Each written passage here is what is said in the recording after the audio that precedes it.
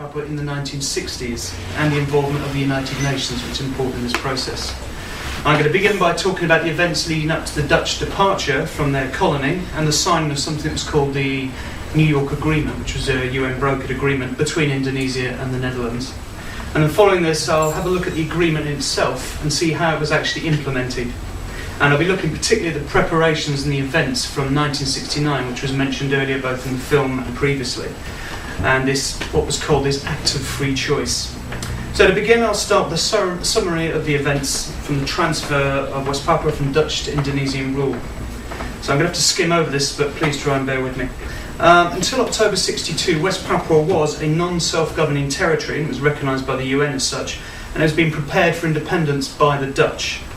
There was a West New Guinea council. There had been actual elections for this council, partial elections, and they were well on the way to independence, just as in that period of the early 60s, a lot of countries around the world, just like Africa or African countries, were doing the same. But West Papua's journey towards independence faced a major stumbling block, and that was President Sukarno of Indonesia. Now, he argued that Indonesia should have sovereignty over all the territories that had been ruled by the Dutch East Indies, and that included West Papua. But the Dutch replied that they'd only administered West Papua as part of the Dutch East Indies because their small presence there did not warrant it being a separate colony. But more importantly, the Dutch argued that the Melanesian West Papuans, as I think we can see, bore no ethnic, cultural affinity or historical affinity with the Indonesians. But in September 61, as Indonesian threats of war intensified, Washington, which was under Kennedy, decided the best solution was for Sukarno to get his way.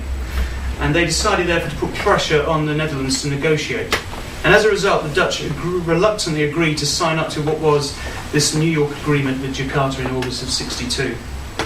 I'd like to spend just a little time looking at this New York Agreement because it was an agreement which at first glance you could argue resolved what was a troublesome colonial conflict, and it also set the West Papuans supposedly on the path towards self-determination. And I'll look at the pros and cons of this from a West Papuan point of view, beginning with the cons for this agreement. Under the plan, West Papua was to be handed over to a UN administration. That was the first time the UN had ever administered a territory. But the UN was then free to transfer West Papua over to an Indonesian administration before any act of self-determination had taken place. And the agreement was also deliberately vague about what the method would be for self-determination. There was no mention of referendum or plebiscite. And of course you could argue in that case that it was really nothing more than a tool to allow the Dutch to leave with a sort of modicum of self-respect. But on the other side, despite all the failings, the New York Agreement did give the Papuans certain rights Indonesia, as a signatory, was obligated to enforce. And to list through just a few of them, under Article 22, the UN and Indonesia, and I'll quote here, had to guarantee fully the rights, including the rights to free speech, freedom of movement and assembly of the Papuans. And of course, despite any reference to a plebiscite, Article 18 of this guaranteed the rights of all adult Papuans to participate in an act of self-determination to be carried out in accordance with international practice. In the urban areas, there should be a one-person, one-vote, whilst in other areas there be some sort of representative collective consultation.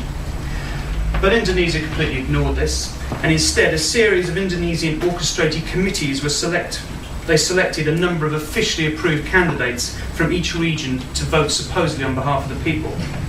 Now, the result of this selection process in London, he said that UN member states wanted the issue cleared out of the way with a minimum of fuss. He added in this quote, he said, they're only too anxious to get shot of the whole problem as quickly as possible. So in the end, the United Nations General Assembly simply washed its hands of of West Papua. So I'd just like to recap on this little bit of history, if I can. Under the New York Agreement, the Netherlands, Indonesia and the UN had an obligation to protect the political rights and freedoms of the West Papuans, and this did not happen. And it's clear that these rights and freedoms have been systematically abused in the years since. The New York Agreement also specified that a West Papuan act of self-determination should take place in accordance with international practice.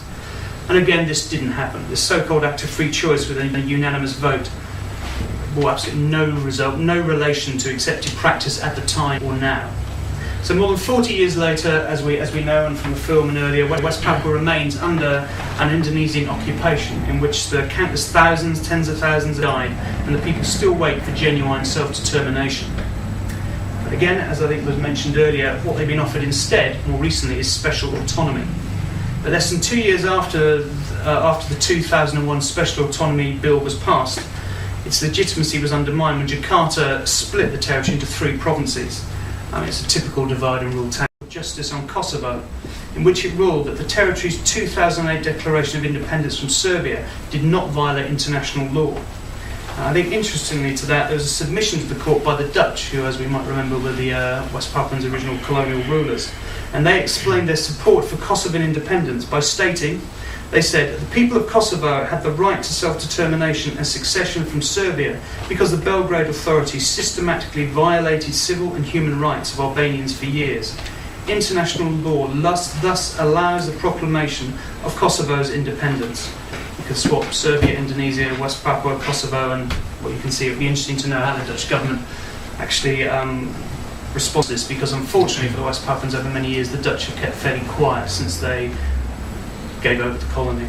So to conclude, a proper resolution, I'd argue, of the West Papuan conflict requires genuine negotiations without any preconditions from either side. And this would undoubtedly be helped by Indonesia's abandonment of this distorted version of history, which I think can only further distort current efforts to solve the situation peacefully. Thank you very much.